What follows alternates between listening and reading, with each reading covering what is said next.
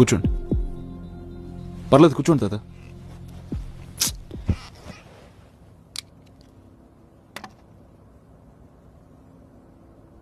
పర్లేదు సార్.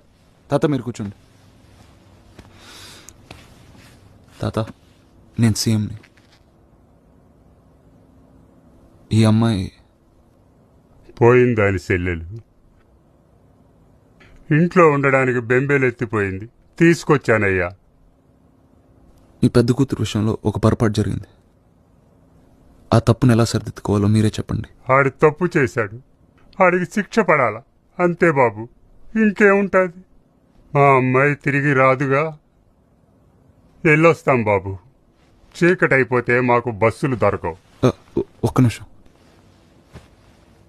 నాకు కూడా ఎవరు లేరు. మీరు నాతో ఉండండి. అమ్మాయిని నేను చదివిస్తాను, పెళ్లి చేస్తాను, సొంత చెల్లిలా చూసుకుంటా. వద్దు బాబు. ఎందుకయ్యా? సీఎం గారు చెప్తున్నారు కదా. మాకు నమ్మకం లేదు దొరా, ఏం అనుకోకు. సీఎం కన్నా పెద్ద ఎవరు లేరయ్యా.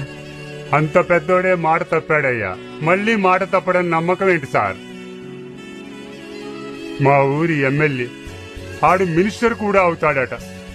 ఆడికి ఎంత గడ్డి పెడితే అర్థమవుతుందయ్యా ఆడి ఊర్లో ఆడాలని, కూతుర్లుగా చూసుకోవాలని. దున్నపోతుల్లా మీద పడి నా కూతుర్ని చెరిస్తే సిగ్గు లేకుండా ఆ దున్నపోతులు కొమ్ము కాచాడయ్యా. అది మీ జాతి. మీ మాట మీద నమ్మకం పోయింది సార్.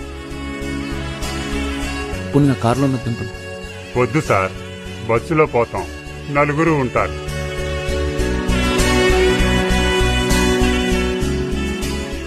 మనం వాళ్ళకి న్యాయం చేయగలమా?